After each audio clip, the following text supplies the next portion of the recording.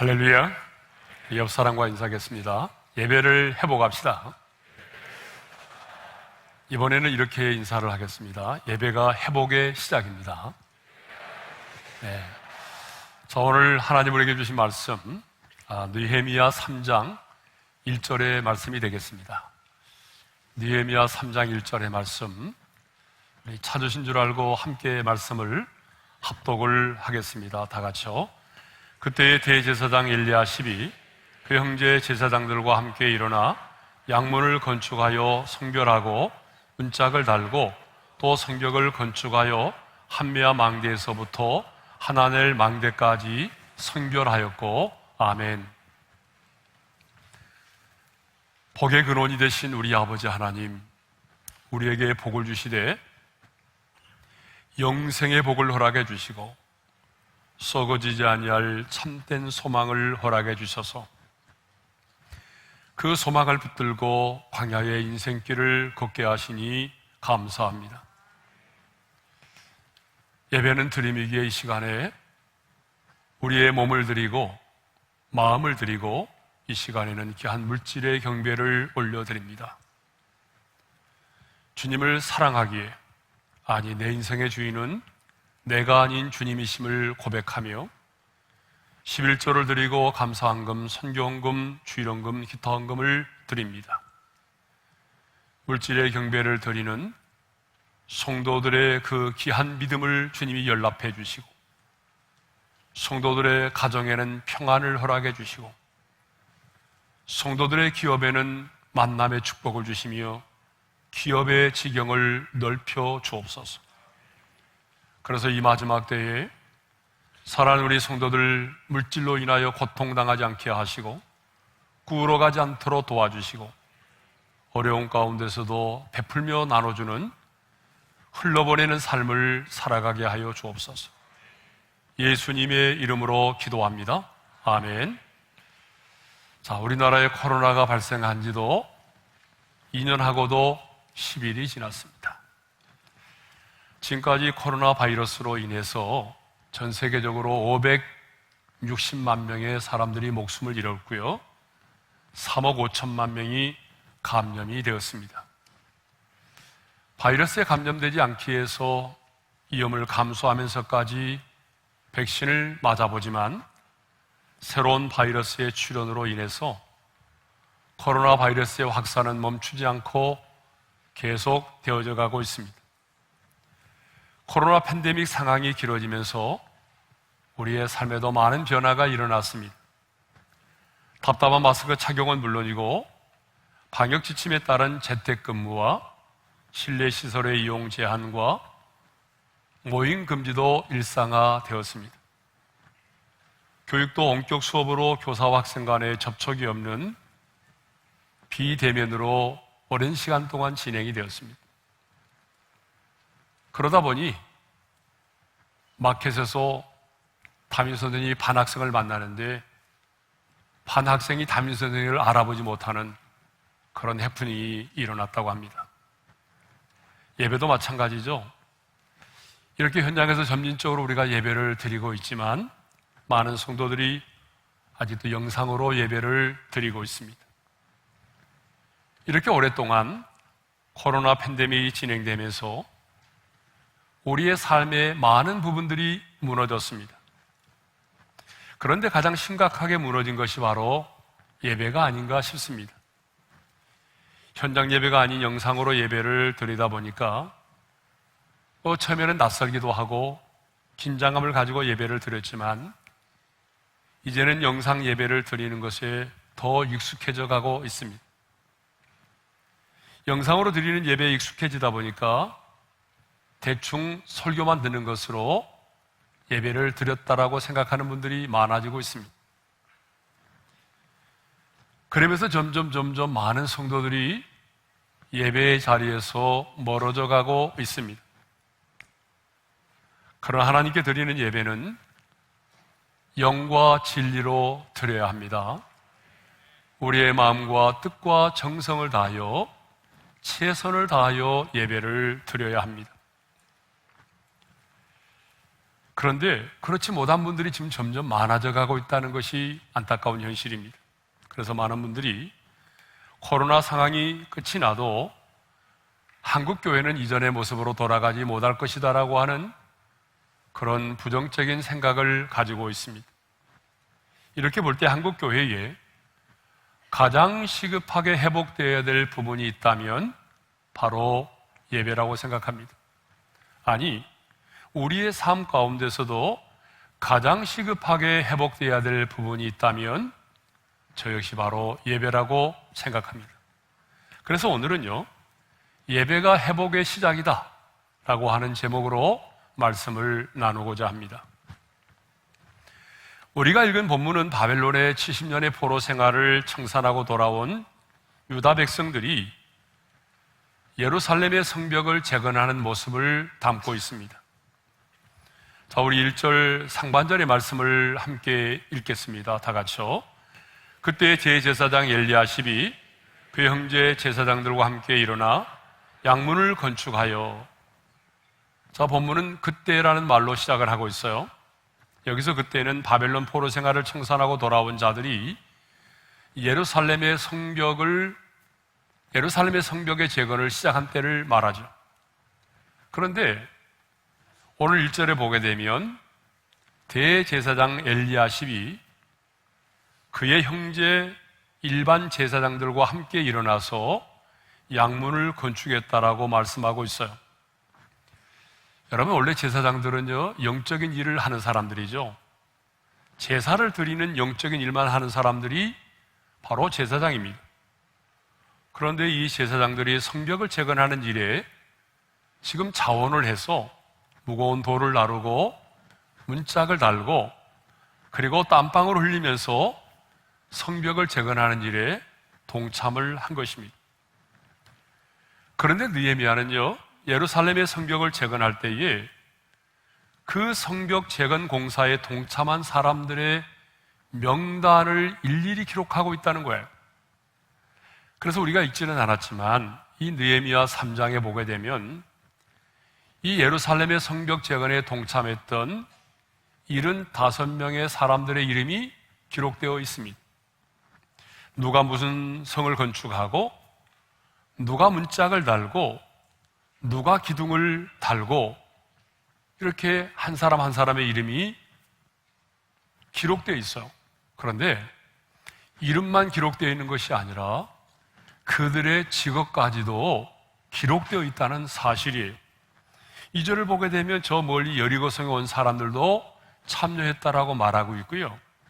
8절도 보게 되면 금장색, 대장장이 말하죠. 대장장이와 향품 장사들도 이 거룩한 일에 참여했다라고 말합니다. 이후에 쭉 말씀을 보게 되면 기문 가족의 출신들과 지도자들도 참여했고 장사를 하는 상인들도 이 거룩한 일에 함께 참여했다라고 말하고 있습니다. 그리고 문지기들, 오늘날로 말하면 보안관 내지는 경찰관들이죠.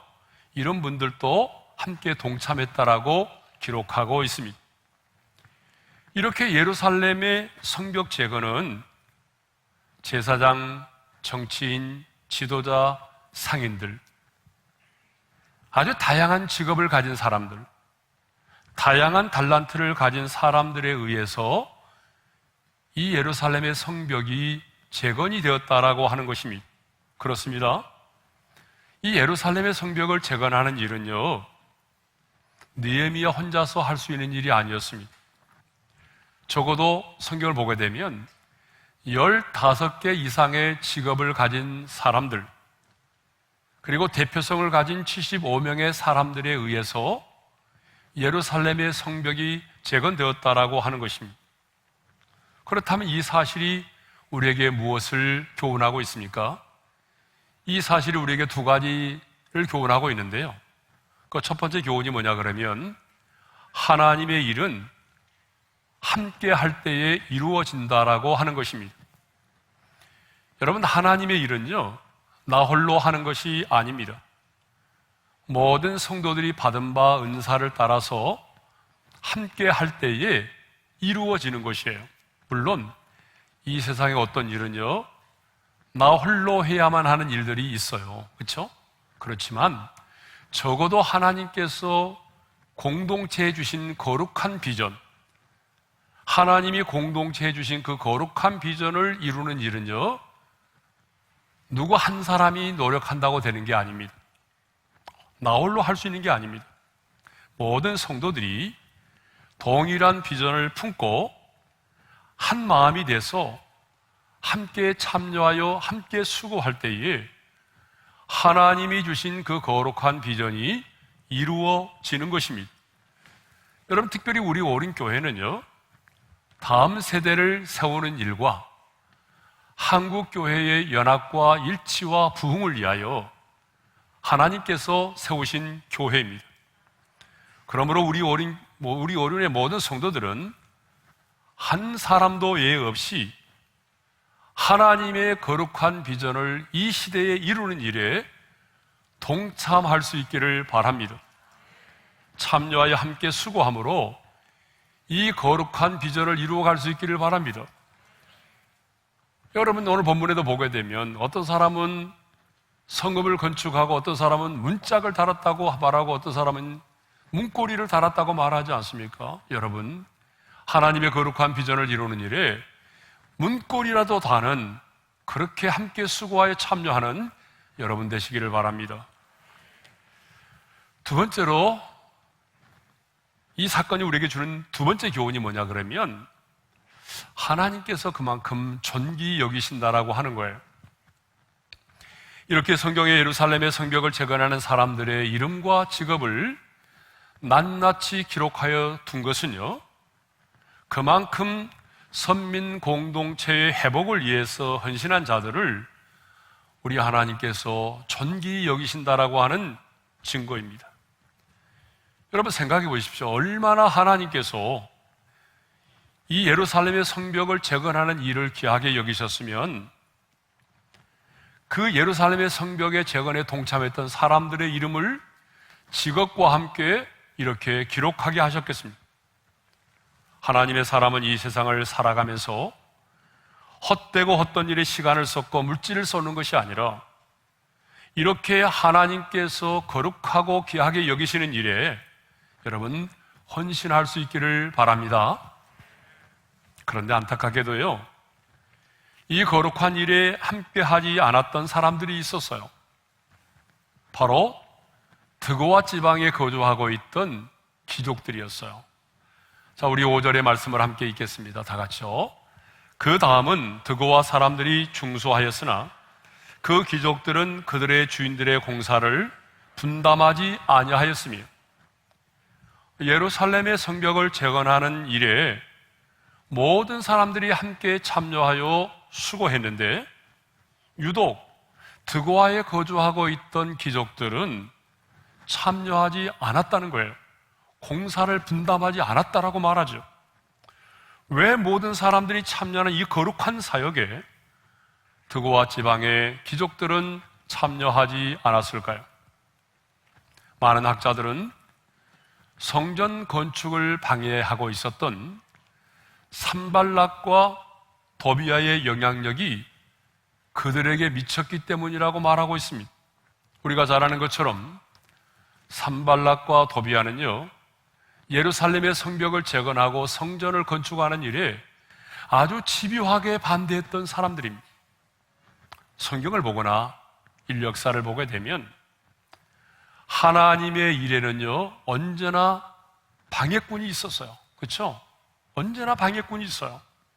여러분, 우리 교회 주신 비전을 이루어가는 일에도 보게 되면 그것을 막고 그것을 방해하려고 하는 세력들이 언제나 있었어요. 그러므로 그런 사람들을 우리는 가까이 해서는 안 됩니다. 여러분, 다니엘 기도회를 딱 시작하려고 할 때마다 항상 보게 되면 여러분, 우리 교회를 공격하는 글들이 또요, 언제나 있어요. 예. 그러므로 우리가 하나님의 거룩한 이 비전을 이루어가는 일이 있어서 그런 사람들을 가까이 해서는 안 된다는 거죠. 그런데 드고아의 귀족들은요, 이 산발락과 도비아의 영향을 받아서 예루살렘의 성벽을 재건하는 이 영광스럽고 거룩한 일에 낙오자가 되었습니다.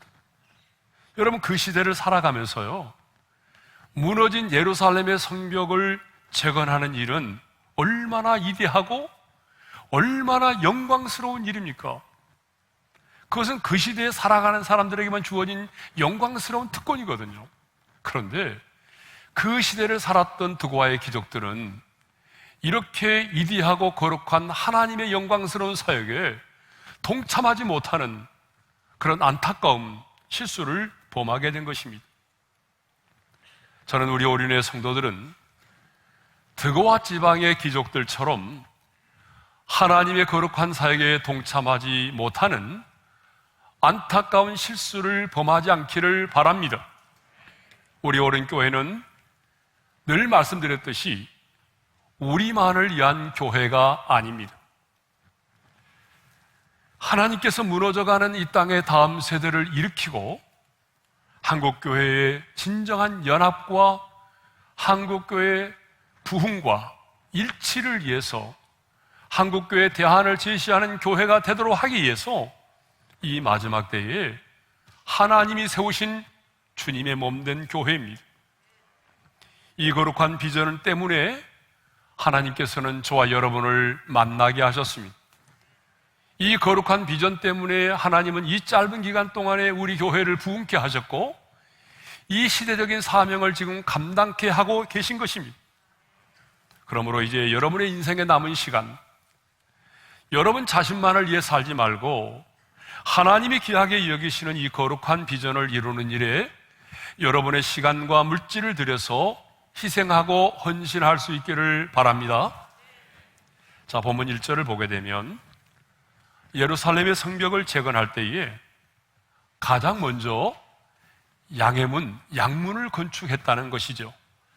자, 우리 1절을 다시 한번 읽겠어요. 다 같이요. 그때에 대제사장 엘리야십이 그의 형제 제사장들과 함께 일어나 양문을 건축하여. 여러분, 예루살렘의 성읍은요, 길이가 한 4km 정도 되는 길입니다. 이 4km 되는 이 길이의 성읍에 성경을 보게 되면 10개의 문이 있습니다. 동문, 수문, 골짜기 문, 이렇게 10개의 문들이 있어요. 그런데 그 가운데 오늘 1절에 나오는 양문, 양의 문은요, 예루살렘의 동북쪽에 위치한 문입니다. 성지순례를 가보신 분은 아시겠지만요, 감람산에서 보게 되면 바라다 보이는 문이 바로 양문입니다. 성전과 가장 가까이 있는 그런 문이에요. 그러면 이 문을 왜 양문이라고 했을까요? 그것은요, 성전에서 제물로 바쳐지는 모든 짐승들이 이 문을 통과해야만 했기 때문에 이 문을 양의 문이라고 하는 거예요. 그래서 영어 성경을 보게 되면 양문을 십게이트라고 기록하고 있습니다. 그러면 느헤미야는 왜 예루살렘의 성벽을 건축할 때에 성전 제사와 직결되는 이 양의 문을 가장 먼저 제사장들로 하여금 건축하도록 했을까요? 이게 중요한 거죠. 그것은요, 제사가, 오늘날로 말하면 예배가 회복의 시작이 되기 때문입니다. 느헤미야는 제사의 회복이 가장 우선임을 알고 있었습니다. 느헤미야는 분명히 알고 있었어요. 뭘 알고 있었을까요? 왜 자기 민족이, 유다 민족이 이렇게 되었는지 그 이유를 알고 있었단 말입니다. 왜 이렇게 하나님의 임재의 상징이었던 성전이 불에 타고 예루살렘의 성벽이 무너져 내렸는지 그 이유를 알고 있었어요. 왜 이렇게 우리 민족의 나라를 잃고 바벨론에게 멸망을 당하고 바벨론 땅에 포로로 끌려와 살게 되었는지를 알았어요. 왜 택한 백성이 할례받지 않은 이방인들에게 이런 수모를 당해야 되는지 그 이유를 느헤미야는 알고 있었어요. 그것은 자신의 조상들이 하나님께 드려야 되는 제사를 잃어버렸기 때문이에요. 살아계신 한 분 하나님, 유일하신 한 분 하나님께 드리는 제사를 포기하고 하나님이 가증히 여기시는 우상을 숭배하였기 때문입니다. 우리의 인생도 마찬가지입니다. 여러분, 예배가 무너지면 예루살렘의 성벽이 무너지듯이 우리의 인생의 모든 것들이 무너지고 맙니다. 예배가 무너지면 하나님과 멀어집니다. 예배가 무너지면 우리의 인생의 성공도 무너집니다. 여러분, 예배가 무너지면 여러분의 가정도 함께 무너집니다. 예배가 무너지면 여러분이 피땀 흘려 쌓아놓았던 여러분의 인생의 바벨탑도 함께 무너지고 맙니다. 사실 한국교회가 이렇게 무너진 것은 예배가 무너졌기 때문입니다. 이렇게 말하면 아닌데요. 우리 한국교회는 예배를 많이 드리잖아요. 물론 많이 드리죠. 저는 예배의 횟수를 말하는 게 아닙니다. 예배의 숫자와 횟수는 많지만 정말 하나님이 찾으시는 예배, 영과 진리로 드리는 예배, 형식과 습관이 아닌 하나님의 임재가 있는 예배, 이런 예배가 무너졌다는 거예요.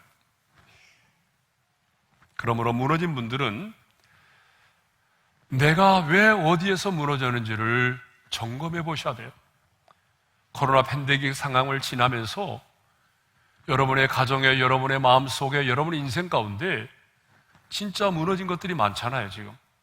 그러면 사람의 관계에서 사람의 눈으로 보게 되면 어쩌면 이것이 내 남편 때문인 것처럼 보여지고, 때로는 내 자녀 때문이라고 생각이 되고, 때로는 나의 부모 때문으로 생각이 되고, 때로는 물질의 어려움 때문이라고 생각하고, 때로는 누군가를 잘못 만났기 때문이라고 생각할 수 있지만, 그러나 하나님의 눈으로 보게 되면 많은 경우에 내 안에 예배가 무너졌기 때문입니다. 예배가 무너졌기 때문에 덩달아 모든 것들이 무너진 거예요. 그러므로 무너짐의 자리에서 다시 내가 회복하려면 먼저 하나님과의 관계를 회복해야 합니다. 하나님과의 관계를 회복하려면 예배를 회복해야 합니다. 예배의 회복이 없이는 진정한 회복이 없습니다. 그런데 느헤미야는 이 사실을 알았다는 거예요.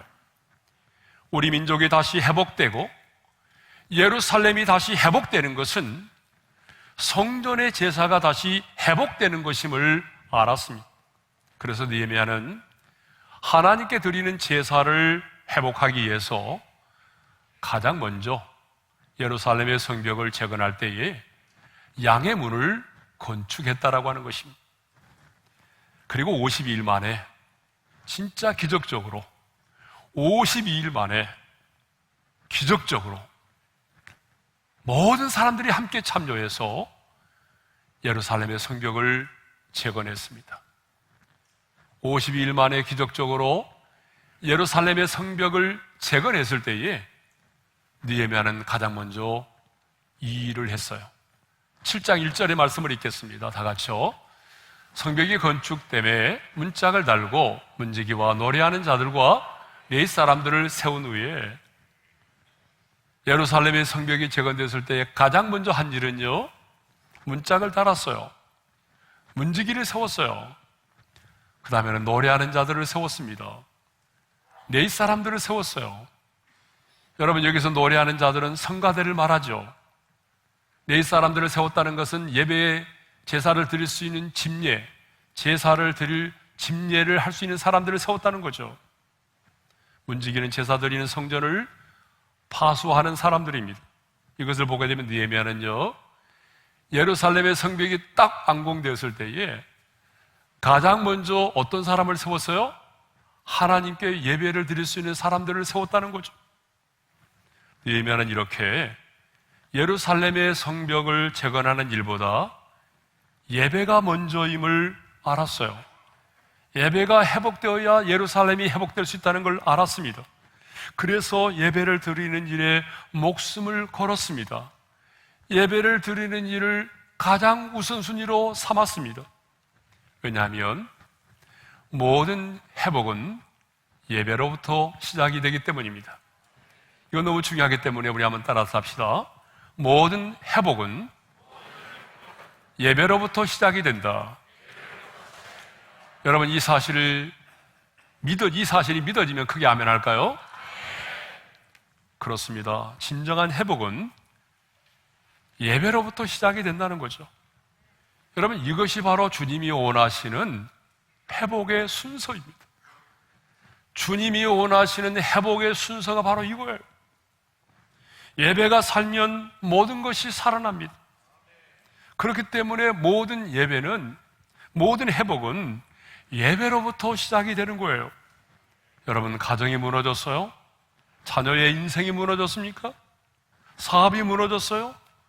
여러분, 예배를 회복하시기를 바랍니다. 모든 회복은 예배로부터 시작이 됩니다.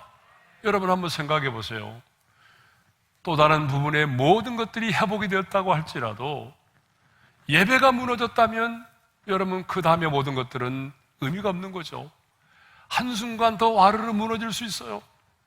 예배가 회복이 되지 않으면 여러분, 그 모든 회복은 도리어 하나님과 나를 멀어지게 만드는 거예요. 그렇기 때문에 하나님이 원하시는 회복의 순서는 바로 예배로부터 회복이라는 것입니다. 교회의 부흥도, 여러분 가정의 회복도, 관계의 회복도 예배로부터 시작이 되는 것입니다. 왜냐하면 우리의 인생의 모든 해답이 주님의 손에 달려있고, 예배는 그 살아계신 하나님을 만나는 영적인 행위이기 때문입니다. 그래서 앞서 인생을 살았던 하나님의 사람들은요, 예배를 자신의 인생의 최우선순위에 두고 살았어요. 예? 예배를 자신의 인생의 최우선순위에 두고 살았다고요. 예. 제가 어릴 때도 보게 되면 우리의 부모님들, 우리 한국교회 초대교회 성도님들은 진짜 예배를 자신의 인생의 최고의 우선순위에 뒀어요. 예? 제가 어릴 때 보게 되면 눈이 와서, 허리까지 눈이 와도, 예? 저희 부모님들은 언제나 그 새벽 기도를 빠지지 않았어요. 예? 그 깜깜한 밤중에 불을 피워가면서, 예? 예전에는 뭐 호야불 같은 거 있잖아요. 이런 거 가지고 다니면서 그렇게 예배를 드렸어요. 자, 우리의 인생들 가운데, 성경에 나오는 인물들 가운데 예배를 인생의 최우선순위로 살고 드렸던 사람이 많이 있는데요, 오늘은 제가 두 사람만을 소개하고자 합니다. 첫 번째로 믿음의 조상 아브라함입니다. 아브라함은 약속의 말씀을 붙들고 가나안 땅에 들어왔죠. 하란에서 세겜까지는 약 700km나 되는 먼 거리입니다. 그러니 그 700km를 걸어서 왔으니 얼마나 피곤했겠어요. 그런데 아브라함이 갈대아 우르를 떠나서 가나안 땅에 들어와서 가장 먼저 했던 일이 뭔지 아세요? 자기에게 나타나신 여호와를 위하여 그곳에서 단을 쌓았다는 거예요. 창세기 12장 7절의 말씀을 읽겠습니다. 다 같이요. 여호와께서 아브라함에게 나타나 이르시되 내가 이 땅을 내 자손에게 주리라 하신지라. 자기에게 나타나신 여호와께 그가 그곳에서 제단을 쌓고. 여러분, 아직 모든 것이 낯설잖아요. 모든 것이 두렵기만 한 땅이죠. 그렇지만 모든 것이 낯설고 두려운 그 가나안 땅에 들어와서 아브라함은요, 가장 먼저 여호와께 제단을 쌓았어요. 예배를 드렸다는 말이죠. 농사를 지는 일도 해야 되고 장막을 지는 일도 해야 되겠지만 그것보다 더 먼저 여호와를 위하여 단을 쌓았습니다. 그런데 그 다음 구절을 보게 되면 아브라함은요, 장막을 옮기고 난 이후에도 가장 먼저 여호와를 위하여 단을 쌓았다고 되어 있어요. 읽겠습니다. 다 같이요. 거기서 베델 동쪽 산으로 옮겨 장막을 치니 서쪽은 베델이요 동쪽은 아이라. 그가 그곳에서 여호와께 제단을 쌓고 여호와의 이름을 부르더니. 장막을 옮기고 난 이후에도 아브라함이 가장 먼저 했던 게 뭐예요? 여호와께 제단을 쌓았다는 거죠. 아브라함은 또 우리가 잘 아는 것처럼 기근 때문에 애굽에 잠깐 내려갔다 온 적이 있어요. 애굽에 내려갔다가 돌아왔을 때도 그가 가장 먼저 했던 게 뭐냐 그러면요, 창세기 13장 4절을 읽겠어요. 다 같이요. 거기서 여호와의 이름을 불렀더라. 거기서도 애굽에서 돌아와서도 가장 먼저 했던 일이 뭐냐 그러면 여호와의 이름을 불렀다. 이것은 예배를 드렸다는 얘기죠. 그리고 또 우리가 잘 아는 사건이 있었어요. 자기 조카 롯과 헤어지는 사건입니다. 여러분, 자기 조카 롯이요, 가장 좋은 곳을 선택하여 떠났어요. 그랬을 때 그 다음에 아브라함은 조카 롯과 헤어진 후에 장막을 헤브론으로 옮겼는데, 그때도 아브라함은 제일 먼저 여호와를 위하여 단을 쌓았습니다. 창세기 13장 18절의 말씀을 읽겠습니다. 다 같이요. 이에 아브라함이 장막을 옮겨 헤브론에 있는 마므레 상수리 숲풀에 이르러 거주하며 거기서 여호와를 위하여 제단을 쌓았더라. 자, 이것을 보게 되면 아브라함은요, 예배의 사람이죠. 장막을 옮길 때마다 그런 여호와를 위하여 단을 쌓았습니다. 아브라함은 가는 곳곳마다 제단을 쌓았어요. 아브라함이 지나간 곳에는 항상 제단이 남아 있었습니다. 그러므로 우리의 삶의 모든 시작이 아브라함처럼 우리도 예배가 되어야 됩니다. 그래서 여러분, 우리도 이사를 가게 되면 가장 먼저 예배를 드리고 시작하는 거고, 어떤 사업을 시작할 때도 가장 먼저 예배를 드림으로 시작하는 거죠. 여러분, 그러지 않아요? 여러분들이 회사에 출근해서도 다른 사람과는 달리 곧바로 우리는 묵도하면서 오늘 하루를 하나님께 맡기면서 시작을 하는 것이고, 여러분이 어떤 여행을 할 때 호텔에 들어가서도 뭐 커튼문 열고 밖을 쳐다보는 것이 먼저가 아니라, 우리는 하나님의 사람이기 때문에 내가 하룻밤을 묵어야 될 호텔에 들어가서도 가장 먼저 묵도하면서 우리가 또 그렇게 살아가는 거죠. 비행기에 탑승할 때도 마찬가지고요. 비행기에 탑승하게 되면 하나님의 사람인 우리는 가장 먼저 묵도하면서 하나님께 예배를 드리면서 시작하는 것입니다. 자, 두 번째 사람입니다. 두 번째, 우리에게 예배가 가장 먼저임을 가르쳐준 두 번째 사람은요, 바로 하나님의 마음에 합한 자인 다윗입니다. 여러분, 정말 다윗은요, 예배의 사람이었습니다. 그래서 그가 왕이 되었을 때 있잖아요, 가장 먼저 하려고 했던 일이 뭐죠? 왕이 되었을 때에 다윗이 가장 먼저 하려고 했던 일은 하나님의 임재를 상징하는 언약궤를 예루살렘으로 모셔와서 안치하는 일이었어요. 그런데 중간에 여러분, 우사의 실수를 알잖아요. 인간의 방법으로 안치하려고 하다가 우사가 죽임을 당하고 어려운 일을 당했지만, 마침내 하나님의 임재를 상징하는 언약궤를 예루살렘의 장막에 안치하고, 그리고 어떻게 했나요? 그 장막에 노래하는 자들을 세워서 모든 악기를 동원해서 하나님의 임재 앞에서 하나님을 예배하도록 하였던 것입니다. 이게 바로 다윗입니다. 그런데 다윗이 승승장구했을 때, 이스라엘의 최고의 자리에 올랐을 때, 여러분, 예배를 드리지 않는 건 아니지만 예배를 좀 소홀히 하게 되었어요. 그랬을 때 그의 인생 가운데 어떤 일이 일어난지 아세요? 유혹에 넘어졌어요. 그래서 간음죄와 살인죄를 지었습니다.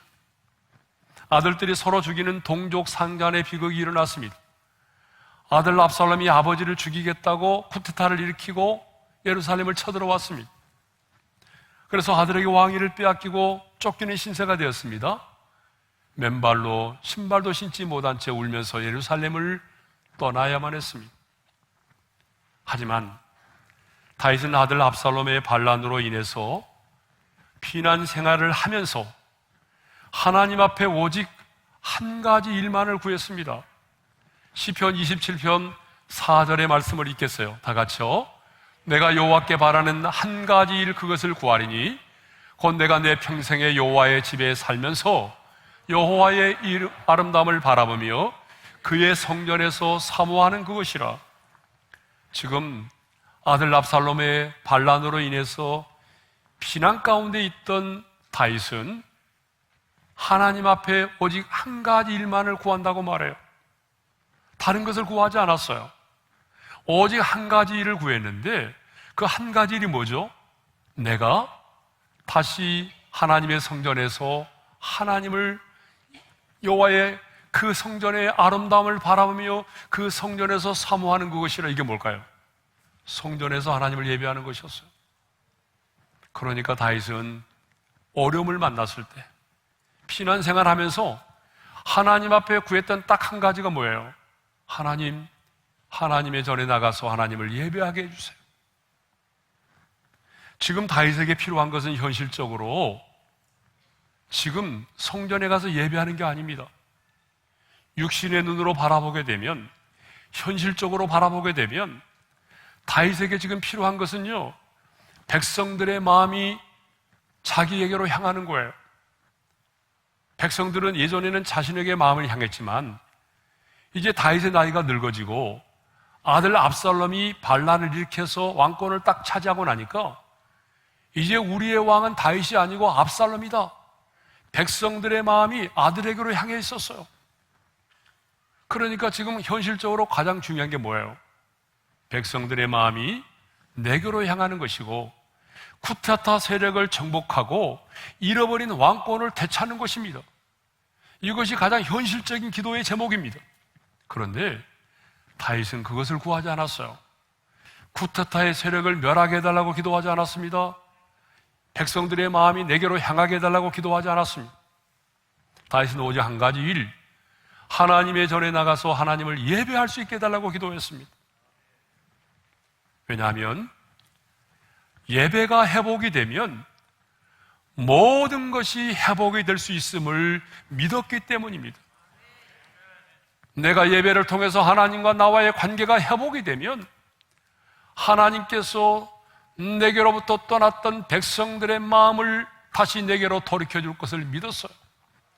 하나님과 나와의 관계가 회복이 되면 하나님께서 잃어버린 왕권도, 나를 공격했던 저 쿠데타의 세력도 하나님이 물리쳐 주시고 잃어버린 왕권도 하나님이 다시 찾아 주실 줄로 믿었어요.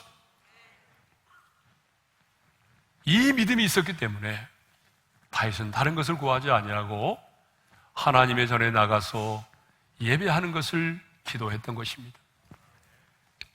그런데 그렇게 됐잖아요, 그죠? 이렇게 기도했더니 하나님께서 쿠데타 세력도 물리쳐 주시고 백성들의 마음도 돌이켜 주시고 잃어버린 왕권도 되찾게 주셨습니다. 17세기의 청교도들이요, 메이플라워를 타고 미국에 도착했을 때에 그들은 가장 먼저 예배당을 지었습니다. 그 다음에는 학교를 지었습니다. 그리고 그 다음에는요, 마지막으로 자기 집을 지었습니다. 여러분 같으면 뭘 먼저 할까요? 물어본 제가 좀 그런가요? 여러분 같으면 아마 집을 먼저 지었겠죠. 근데 청교도들은 그러지 않았습니다. 청교도들은 가장 먼저 예배당을 지었어요. 자녀들의 교육을 위해서 학교를 지었어요. 그리고 맨 마지막으로 자신들의 집을 지었습니다.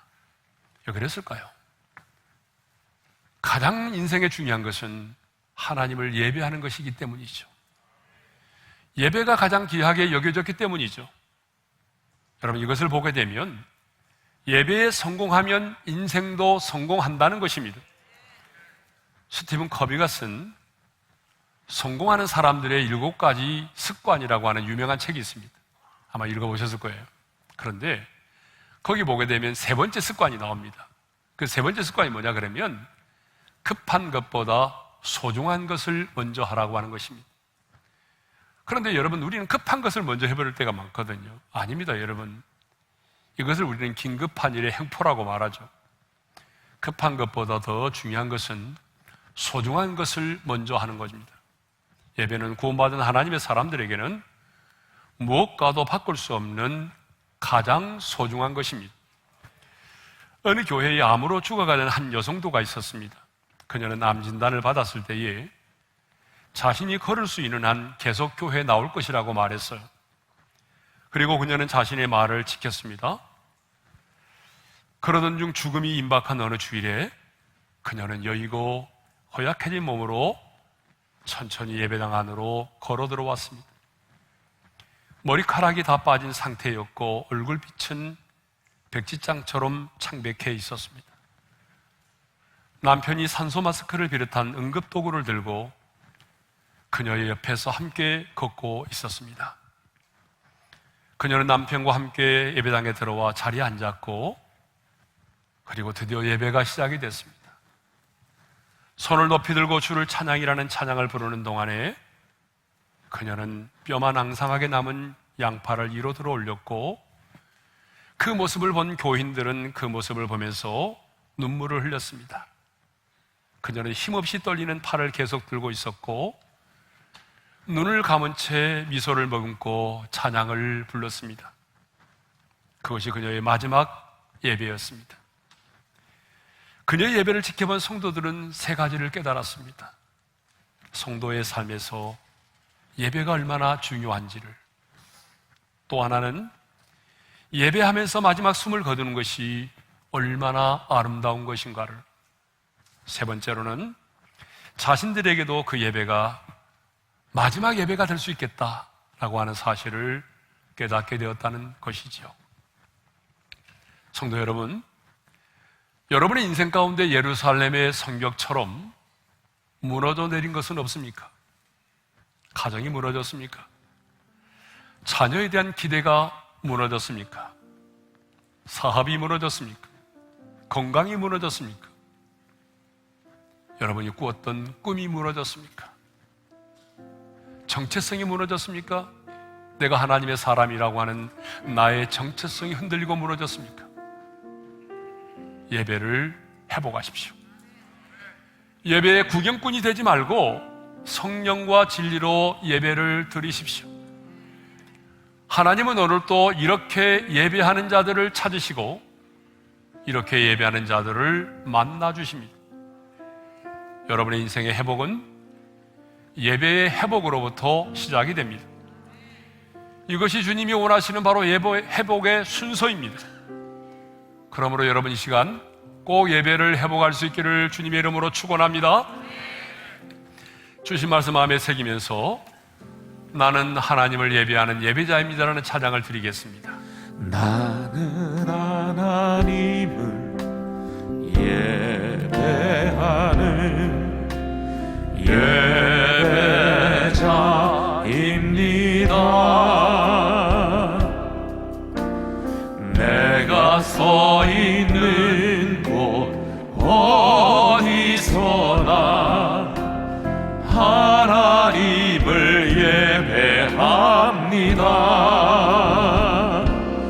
내 영혼 거룩한 은혜를 향하여 내 마음 완전한 하나님 향하여 이곳에서 바로 이 시간 하나님을 예배합니다.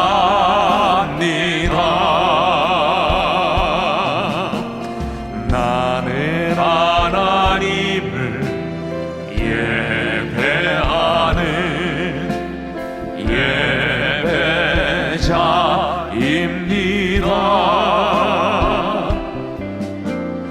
내가 서 있는 곳 어디서나 하나님을 예배합니다.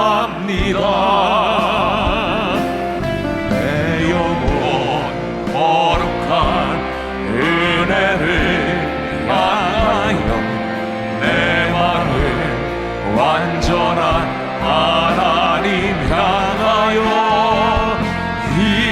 이곳에서 바로 이 시간 하나님을 예배합니다.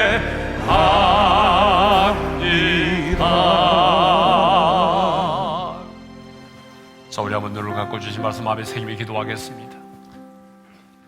오늘 우리는 바벨론의 70년 포로 생활을 청산하고 돌아온 유다 백성들이 예루살렘의 성벽을 재건하는 말씀을 함께 나눴습니다. 그런데 놀랍게도 성경에는 예루살렘의 성벽을 재건하는 일에 동참했던 사람들의 이름과 직업이 낱낱이 기록되어 있다는 거예요. 이것은 하나님의 일은 한 사람이 할 수 있는 일이 아니고 모든 하나님의 사람들이 함께 동참하여 수고할 때에 이루어질 수 있다라고 하는 것을 보여줍니다. 그리고 하나님께서 그 일을 얼마나 존귀하게 여기셨으면 그렇게 사람들의 이름까지 직업까지 기록해 두셨을까요? 여러분, 우리 교회는 하나님께서 이 마지막 때에 이 땅에 무너져가는 우리의 다음 세대를 일으키고 분열을 거듭하여 나뉘어진 한국교회를 연합하고 다시 한번 이 땅 가운데 교회의 부흥을 허락해 주기 위해서 세우신 하나님의 교회입니다. 이 교회 때문에 하나님은 저와 여러분들을 만나게 하셨고 우리 교회가 이렇게 사탄의 공격을 이겨내면서 여기까지 오게 된 것입니다. 그러므로 여러분들이 우리 교회의 공동체의 일원이라면 여러분들도 이 거룩한 일에 헌신하셔야 됩니다. 여러분, 문고리를 달고 문짝을 다는 일이라도 하셔야 된다고 말입니다. 그렇지 않으면 여러분들도 드고아의 귀족들처럼 이 시대를 살아가면서 하나님이 내게 주신 그 놀라운 기회를 상실해버리는 안타까운 실수를 범하게 되는 것입니다. 두 번째로, 그들은 예루살렘의 성벽을 재건할 때 가장 먼저 양의 문을 건축했습니다. 왜요? 그 양의 문은 성전 제사와 직결되기 때문이죠. 느헤미야는 알았습니다. 예루살렘의 진정한 회복은 하나님께 드리는 제사를 회복할 때에 이루어진다는 사실을, 모든 회복의 시작은 예배라는 사실을 알았습니다. 여러분, 팬데믹 상황을 지내면서 무엇이 무너졌습니까? 여러분의 인생 가운데 무엇이 무너졌는지를 점검해 보십시오. 여러분의 마음에 무엇이 무너졌는지. 그 무너진 것을 회복하는 것은 하나님과의 관계를 회복하는 것이고, 하나님과의 관계를 회복하는 것은 예배입니다. 모든 회복은 예배로부터 시작이 됩니다. 그러므로 이 시간 주님, 내 안에 다시 예배를 회복시켜 주십시오. 내 안에 잃어버린 거룩한 예배의 열정을 회복하여 주십시오. 다시 예배가 회복됨으로 내 인생에 무너진 것들이 회복되게 하여 달라고 주여 한번 부르고 기도하겠습니다. 주여, 우리 아버지 하나님 감사합니다. 하나님이 보냈는 바벨론 포로 생활 70년을 마치고 돌아온 이스라엘 백성들이 하나님의 마음을 같이하여 함께 예루살렘의 성벽을 세우는 일에 동참하여 수고했던 것처럼, 하나님, 우리 올인의 모든 성도들이 하나님이 우리 교회 주신 거룩한 비전을 이루는 일에 하나님의 동참할 수 있기를 원합니다. 하나님께서 주신 거룩한 비전을 이루는 일에 함께 참여하여 함께 수고하게 도와주셔서 우리 중에 한 사람도 누구와의 기독들처럼 이 시대를 살아가면서 하나님이 내게 주신 거룩한 그 비전을 동참하지 못하는 기회를 잃어버리지 않도록 도와주시기를 간절히 원합니다. 우리 하나님 은혜를 베풀어 주십시오. 하나님, 우리에게 은혜의 은혜를 허락하여 주셔서 사랑하는 모든 성도들이 하나님이 이 마지막 때에 우리에게 주신 거룩한 비전, 이 비전을 이루는 일에 하나님 쓰임받게 도와주시기를 간절히 원합니다. 양의 문을 건축함으로 예루살렘을 회복하기로 했던 것처럼 하나님이여, 우리의 모든 회복은 예배로부터 시작이 되는 줄로 믿사오니 하나님 아버지, 오늘 우리 인생 가운데 무너진 것이 있다면 오늘 예배를 우리 가운데 회복하여 주시기를 원합니다. 하나님이여, 진정한 예배, 영과 진리로 드리는 예배, 하나님을 만나는 하나님의 임재가 충만한 예배의 열정을 회복하여 주십시오. 하나님이 다시 예배의 자리로 나아가게 도와주십시오. 예배가 회복됨으로 말미암아 우리의 인생 가운데 무너진 모든 것들이 회복되는 놀라운 역사가 일어나게 하여 주옵소서. 이제는 우리 주 예수 그리스도의 은혜와 하나님 아버지의 영원한 그 사랑하심과 성령님의 감동, 감화교통 인도하심이 예배를 회복함으로 우리의 인생 가운데 무너진 모든 것들이 다시 회복되기를 소망하는 성도들 위해 이제로부터 영원토록 함께 하시기를 축원하옵나이다. 아멘.